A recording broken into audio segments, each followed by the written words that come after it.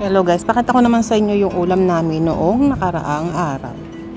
So gumawa ako ng crispy pata kung saan ako'y bumili ng dalawang malaking pata. So ito nga palang pata na to guys ay brined na. Ibig sabihin siya yung binabad na matagal sa asin at tubig. Kaya naman siya ay may lasang alat na. So yan ay nabibiling frozen sa Welcome Supermarket dito sa Hong Kong. So, ang gagawin ko lang dyan ay lalagyan ko lang naman siya ng laurel, paminta, at konting wine, and then tubig, and then papakulang ko siya ng 1 hour. After nun ay patutuluin ko na. Tapos ito naman yung pinaka-gulay namin. Magigisa lang ako dyan ng repolyo, and then magi-steam din ako dyan ng talong. Yung talong na lagi kong ginagawa na ini-steam ko lang at nilalagyan ko siya ng hipon at yung parang dilis na tuyo. Pero hindi siya dilis guys dito. Isang klase na isda yan dito sa Hong Kong na binibila din nila o dinadry. So ito yung parang giant hipon na. Siguro ito ay supo na. Kasi syempre nakita nyo naman na ang laki na ng nung natuyo na na dry na hipon. So malaki yan, ibig sabihin. Bago yan din dry ay malaking hipon yan. So sabi kong siya ay tiger prawns. And then ito naman yung aking talong. So yung talong na yan guys, pag hinati ko yan ay bababad ko naman yan sa tubig na may asin at mayroong suka. Bakit natin ginagawa yun? Ito ay may iwasan na mangitim yung ating talong.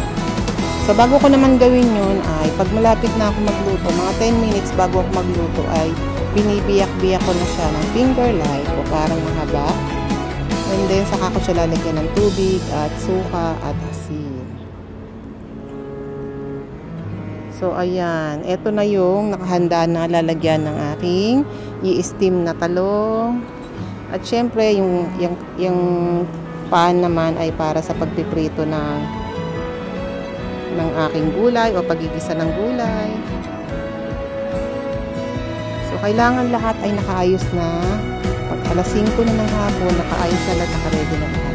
Kasi yung pata ay isang oras ko siyang lulutuin sa air fryer.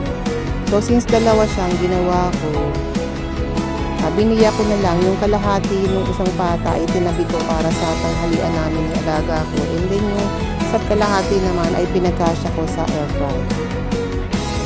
So, ayan. Pinapakita ko lang sa inyo kung paano ako mag-prepare bago ako magluto. Kasi kailangan nakaready na lahat yan. Kasi pag ako'y kumilos, maximum 30 minutes ay tapos lahat ng aking pagluluto na 3 dishes or 3 putay. So, simultaneous na ginagawa yan. Katulad niyan, yung isa nagluluto sa air fryer, yung isa naman ay nagigisa ng gulay, at yung isa naman ay nag-i-steam naman ng talong. So, dito nga pala sa Hong Kong, kailangan marunong kang dumiskarte. Kasi, pag yung amo, sinabing alas 7, yung oras ng kain, kailangan alam mong orasan kung anong oras ka matatapos. So, ito na nga pala yung naluto natin na pata. So, ayan. Paborito nila amo ko yan actually. Pero hindi ko sila laging pinapakain yan kasi nga sila ay mga high blood. So, once every 3 months lang bago ako magluto na. So, ayan na siya guys. So, diba masarap? Tapos, nilagyan ko sila ng suka na mayroong sibuyas na pula. So, ayan na guys. Suka toyo. So, yun lang guys. Salamat sa panonood. Bye!